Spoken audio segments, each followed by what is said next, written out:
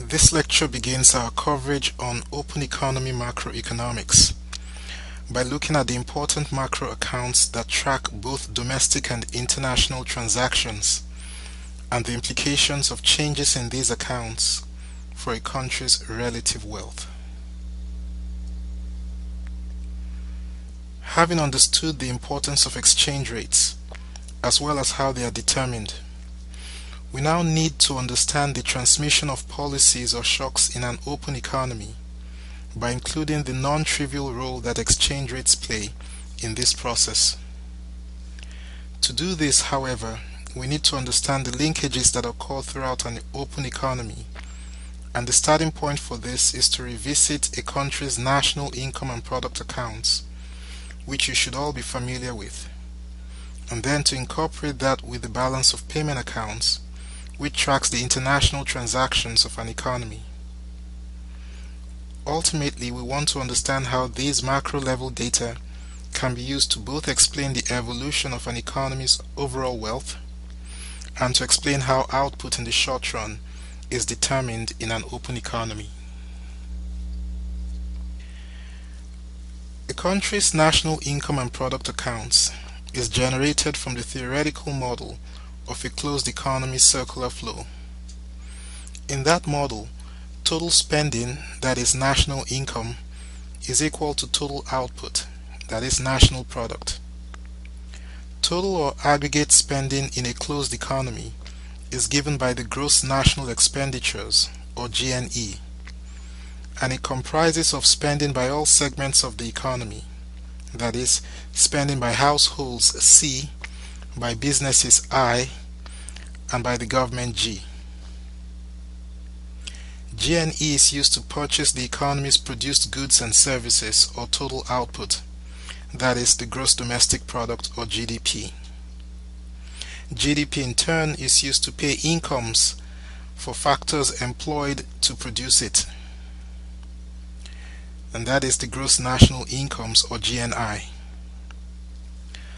Owners of these factors now carry out gross national expenditures, that is GNE, either directly or through transfers from their receipt of GNI, and the circular flow repeats. So in a closed economy, GNE equals GDP equals GNI equals GNE, and on and on. Now, if we open up the economy, we have a modified national income and product account as follows. If we again start out with the gross national expenditures GNE and add to this net exports, we have total spending on gross domestic product, the GDP. If we add to GDP net factor incomes from abroad, we have the GNI. And if we add to GNI the net unilateral transfers from abroad, we have the gross national disposable income. We add to this the net value of asset exports and transfers, and we end up with the gross national expenditures. And so the circular flow repeats again. But what are these things we have been adding into the initial circular flow? Well, first, net exports, which we will also refer to as the trade balance, is the difference between a country's exports and its imports. The net factor incomes from abroad, NFIA, is the difference between a country's factor service exports, from which it gets paid incomes, and its factor service imports, from which it makes income payments to foreigners. The net unilateral transfers, or NUT, are also referred to as secondary incomes, and they represent the difference between a country's receipt of income transfers from abroad and their income transfers to foreigners. The net value of asset exports is the difference between the valuation of foreign purchases of a country's assets and the valuation of the country's purchases of foreign assets. Finally, the net value of asset transfers is the difference between the valuation of freely transferred foreign assets to a country and the valuation of the country's freely transferred assets to foreigners. All these net valuations are recorded in a country's international accounts, formerly known as the balance of payment accounts, or the BOPA.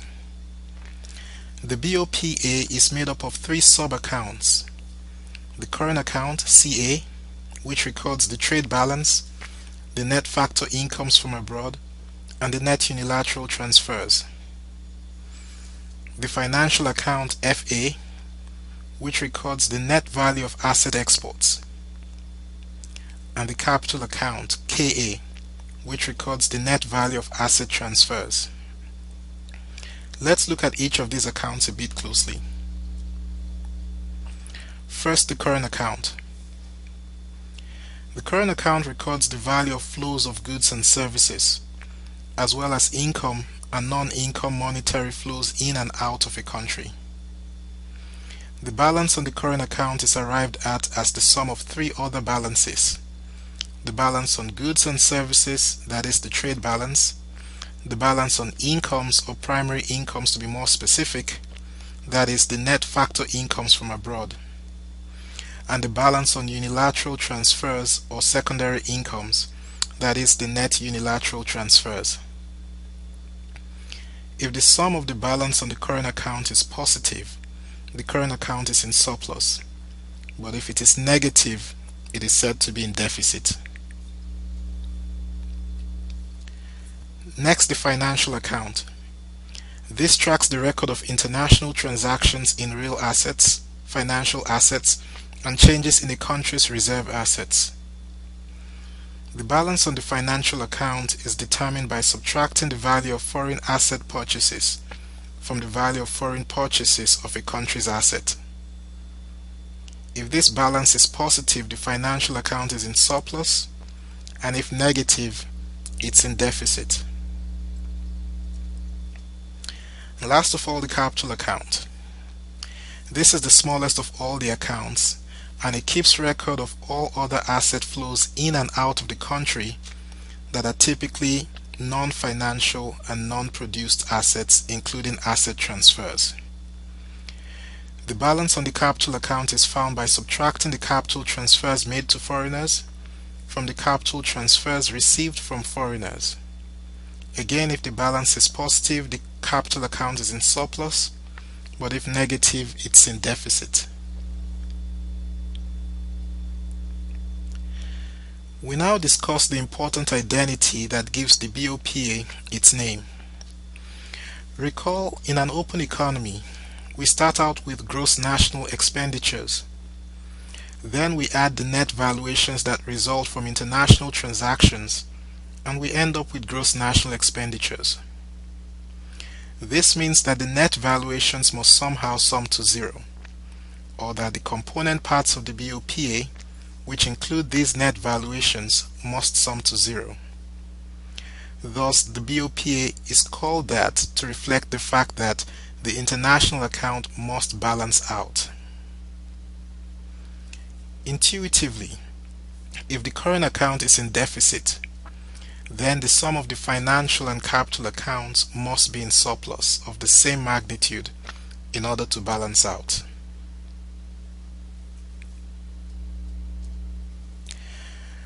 Let us demonstrate this. Suppose in 2012 some particular country had a trade deficit of $800 billion.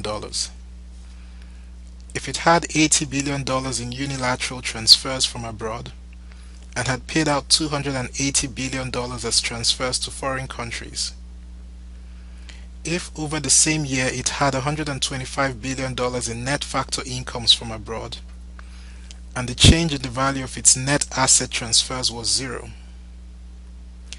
we can immediately deduce what must have occurred within its financial account as follows. The current account is computed to be in deficit of $775 billion, and with the capital account at zero, the financial account has to have been in surplus of $775 billion.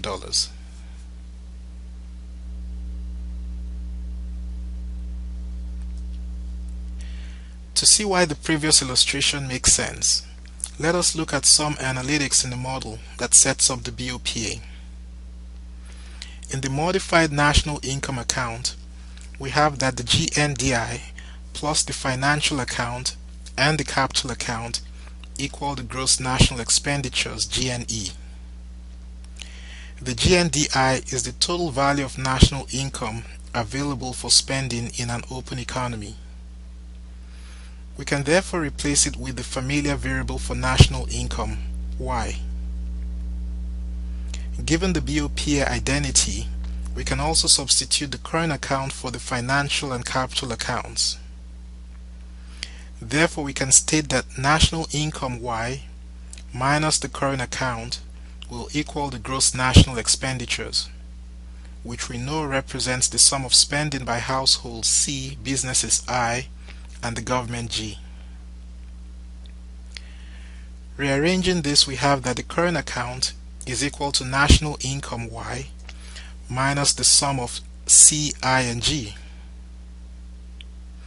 If the current account is therefore in a deficit, as in our previous illustration, then we must be living beyond our means. That is, we must be borrowing. This will mean the financial and capital accounts taken together must be in surplus. That is, we are on the net selling assets in order to obtain the necessary funds to finance our current spending.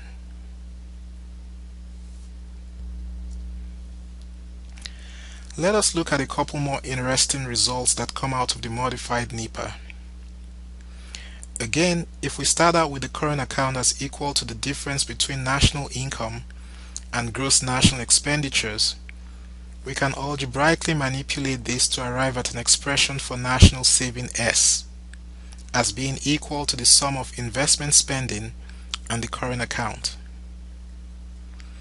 Rearranging this gives the current account as the difference between national saving and investment spending. Intuitively, funds for investment spending should come from the overall level of saving within the economy. If the total amount of investment spending exceeds the total level of national saving, then the funds must be coming from abroad through financial account surpluses. Thus, the current account is in deficit, and this is true algebraically.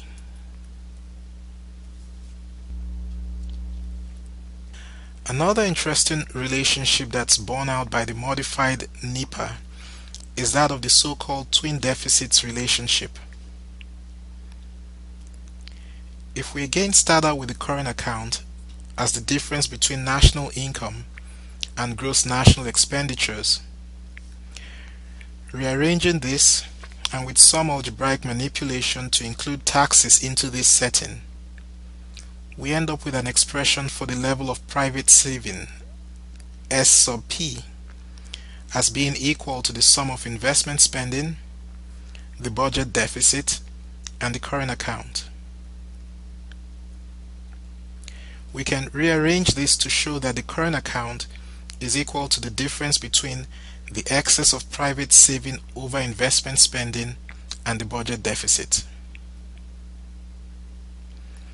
This expression suggests a positive correlation between current account deficits and large budget deficits.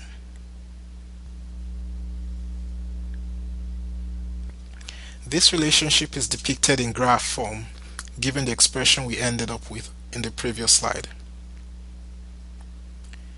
With the current account plotted on the vertical axis and the government deficit plotted on the horizontal axis, the relationship between the two is seen as an inverse function.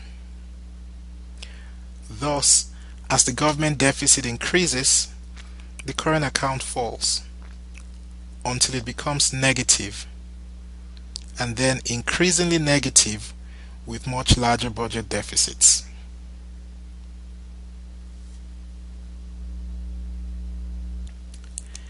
Intuitively, when a government runs a deficit, its tax revenues are not enough to finance its spending, and it's borrowing to make up the difference. With much larger borrowing by the government, Domestic markets cannot provide enough of the funding the government needs, and so it must resort to borrowing from abroad. This leads to financial account surpluses and corresponding current account deficits. This is apparently the situation with the United States. Over the last 3 decades, gross national expenditures have increased significantly, and the current account has continued to be in deficits, with the trade balance leading the way in negative balances over that period. There is a plausible argument to be made that this has been in large part due to the continued budget deficits we have continued to run as an economy, the growth of which has not slowed down but rather increased over this same period.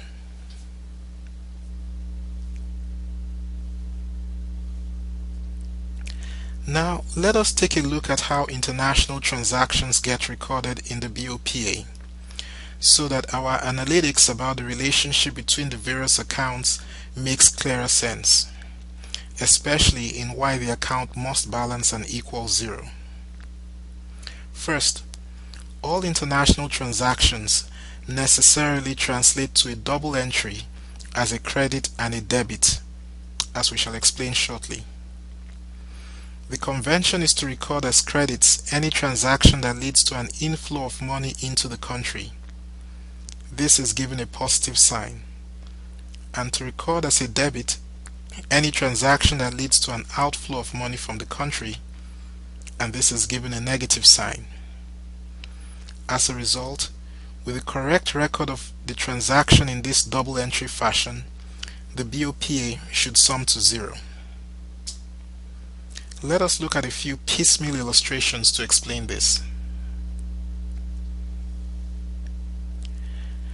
Suppose a US firm is making a purchase of 10,000 euros worth of German bonds, and it pays for this by writing a check drawn on its account held with a German bank. This is an international transaction that will have a double entry within the United States BOPA. However, note that the entire transaction affects only the financial account.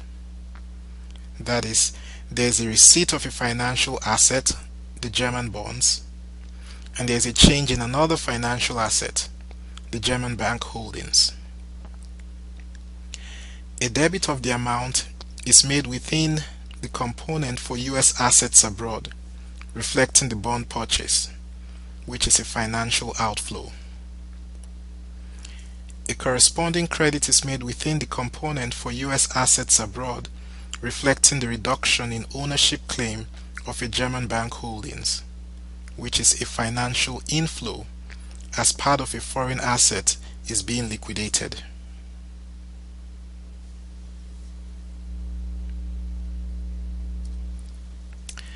Consider another illustration.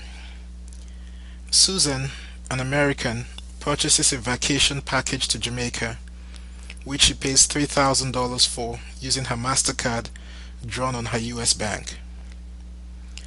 We now have an international transaction that affects the current account, that is, the vacation package is a service import, and the financial account, her payment for the package from her US account. So precisely how do these get recorded in the US BOPA? The service import leads to an outflow of money, so it's recorded as a debit of $3,000 in the current account. The corresponding credit of $3,000 is recorded in the financial account as it represents an inflow of money since there is an increase in a foreign claim on a US asset, that is, the funds within Susan's bank account. Note also that if Susan had paid for this package with funds held in a foreign country, whether in Jamaica or elsewhere, there would still be a credit in the financial account of that amount, as it represents an inflow of money through a reduction in asset holdings abroad. If the vacation package was given to her free of charge, that would now be a credit in the capital account, reflecting a transfer of assets by a foreigner to the United States, In other words, an implicit payment of the package by the foreigner.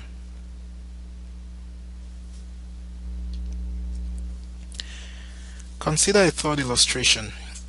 Suppose the US government announces that it has forgiven a foreign country, say the Republic of Sudan, part of the debt it's owed. In this illustration, about $30 million.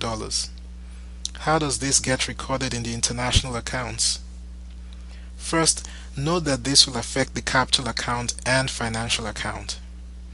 The debt forgiveness will be a debit in the capital account, as it is an asset transferred to a foreign country, and thus an outflow. The corresponding credit for that amount will be recorded in the financial account. This will be due to the debt forgiveness being a reduction in US claims on a foreign asset, so that will be an inflow. One way to think through these types of transactions is to first determine the nature of the transaction so that the relevant account or accounts affected can be identified. Then it might help to ask, what is the inflow of money needed to satisfy the outflow that this transaction involves? Use this process and you would see you would arrive at the same answers that I did in these three illustrations we looked at. Okay, now that we have some understanding of how international transactions are recorded in the balance of payment accounts, let us take a look at the US balance of payment accounts for the year 2014.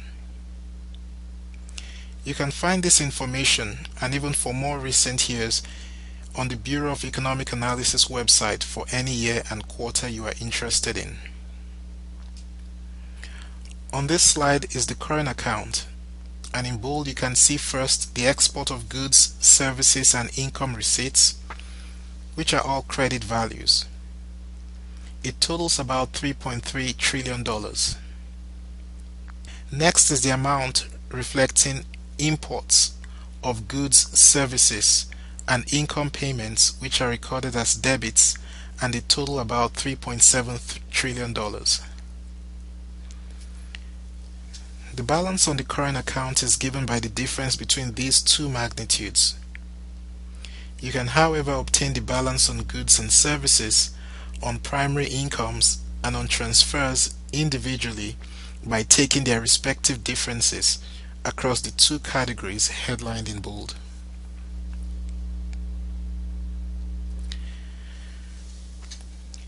This slide continues the US BOPA for 2014 by showing the capital and financial accounts. You can see in bold on the first two rows are the asset transfers received and paid, the former recorded as a credit and the latter as a debit. Then comes the net US purchases of financial assets, recorded as debits, being outflows. This category excludes derivatives, which, though they are financial instruments, are typically recorded separately. The net foreign purchase of US financial assets is also in bold and is recorded as credits, being inflows. Again, that also does not include any derivatives. Finally, the last row shows the net transaction involving derivatives.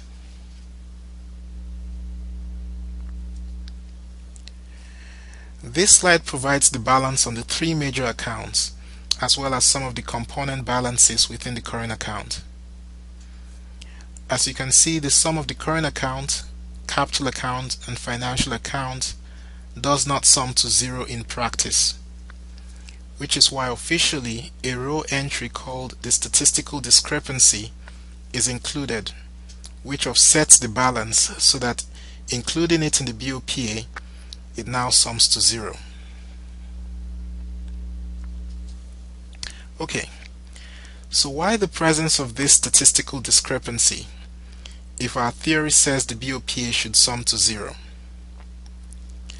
There are a number of practical reasons for this, and they include the possibility of measurement error, where we may have entries that are not recorded or have been recorded incorrectly, such as when you might have typos in adding zeros and so on. There may also be explicit omissions, where entries only show up on the credit or debit side and not on the other. Sometimes financial account transactions may be recorded, but the corresponding current account transactions may not be recorded because small valued imports and exports do not need to be reported officially. Then we have the nefarious problems of tax evasion, smuggling of goods, and illegal asset movements across countries. These may also contribute to increasing the statistical discrepancy, which is why in practice the balance of payment account doesn't sum to zero, and therefore we have to include an entry for the statistical discrepancy.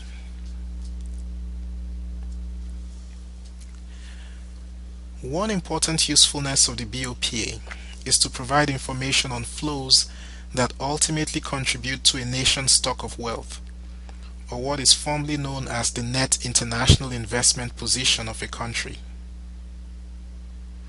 If we think of a nation's stock of wealth as comprising the total value of non-financial assets nested within the country or its internal wealth, and the total value of the net ownership of international assets or its external wealth, then the financial account provides information on the flows that accumulate to external wealth. So focusing first on external wealth, we can use notation to express what it comprises of as follows. A country's wealth, external wealth, W, is equal to the assets it owns within the rest of the world, which is A, minus the assets it has that are owned by the rest of the world, its liabilities, or L.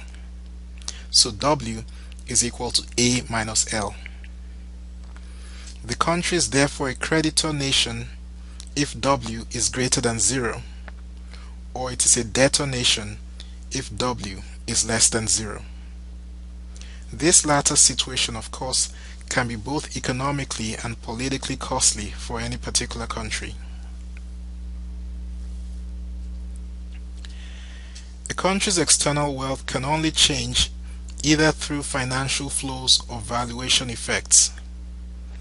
With financial flows, this would happen from asset accumulation or decumulation of existing assets, and valuation effects would happen when either asset prices change or exchange rates change. Precisely, if we think about the formula where W is equal to A minus L, we will expect to see an increase in external wealth where there are financial outflows, which happens if either foreigners reduce their ownership of a country's assets, or if a country increases its ownership of foreign assets. We will also see an increase in external wealth where there are valuation effects, such as if the price of foreign assets owned by the country increases, or if the directly quoted exchange rate rises. This means that the foreign asset has become more valuable in the country's home currency. Similarly, we will expect to see a decrease in external wealth from financial inflows, such as when foreigners increase their ownership of the country's assets, or when the country decreases its ownership of foreign assets. We will also expect a decrease in external wealth from valuation effects if the price of foreign assets owned decreases, or if the directly quoted exchange rate falls, since this means that the foreign asset has become less valuable in the country's home currency.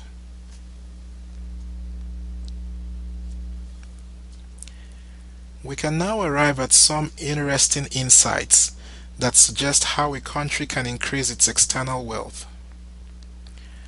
First, given that financial flows and valuation effects generate changes in external wealth, we can write the change in W, the change in external wealth, as equal to the net export of assets plus the net valuation effects.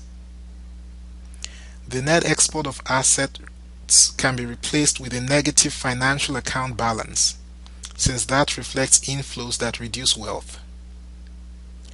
Substituting further using the BOPA identity, we have that the change in wealth can be written as the current account plus the capital account plus the net capital gains. Intuitively, if external wealth is to be increased, a country must generate current account surpluses or be the beneficiary of foreign charity, or succeed in making better investment choices globally than other countries.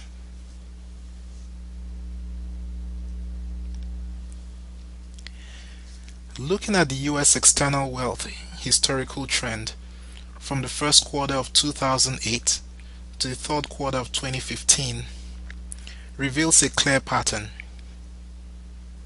US external wealth has been negative and in general becoming increasingly more negative, and is somewhere around negative $7.3 trillion for the third quarter of 2015.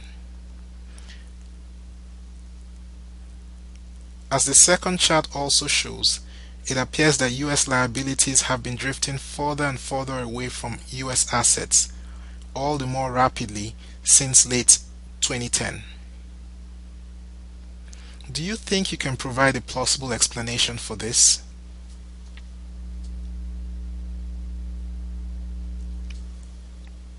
Here is an official explanation for the net international investment position of the United States for the period between the second and third quarters of 2015. With an external wealth of negative $7.26 trillion, while both US assets and liabilities fell over that period, the dollar exchange rate appreciation and the net decumulation of foreign asset holdings explained the decrease in US assets, while a net decumulation of US asset holdings by foreigners and falling prices on US assets explained the decrease in US liabilities over that time period.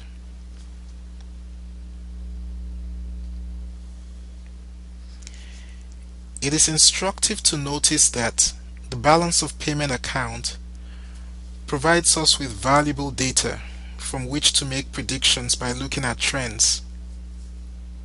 One such observation is the fact that the increasing negative external wealth may be translating to the increasing weakening of US political clout, since this in effect means that there is considerable foreign ownership and thus influence over important US assets and the US economy as a whole.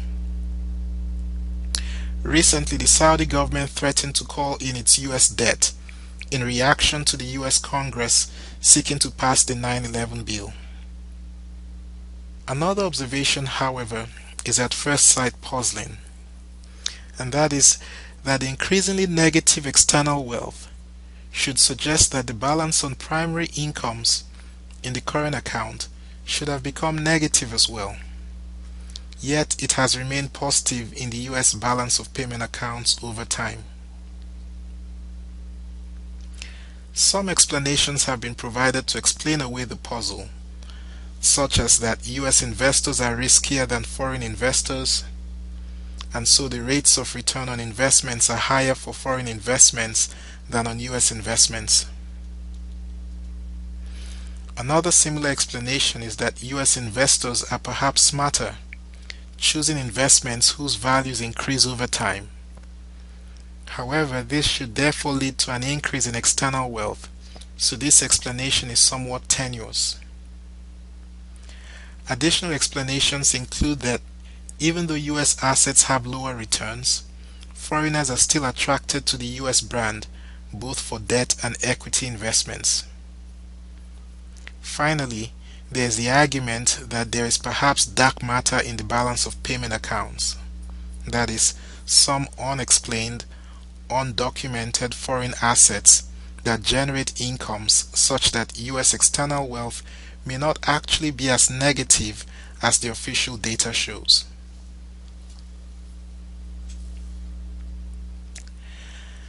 Now that we have looked at external wealth, we can reconcile this with a country's internal wealth in order to talk about an economy's total wealth. The coverage here will be very brief. If K represents internal wealth, then the total wealth of an economy is given by K plus W, the external wealth.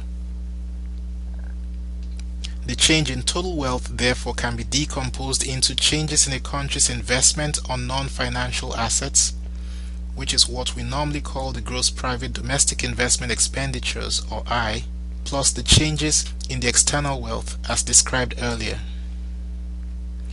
We therefore have that changes in a country's total wealth will ultimately be the result of changes in investment spending, the current account, the capital account, and capital gains.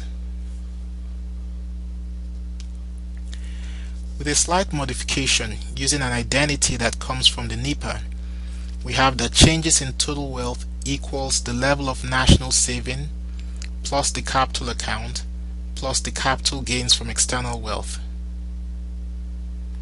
Intuitively, a country is able to increase its total wealth either through increasing its ability to save, by benefiting from foreign charity, or from enjoying capital gains on its asset holdings domestic and abroad.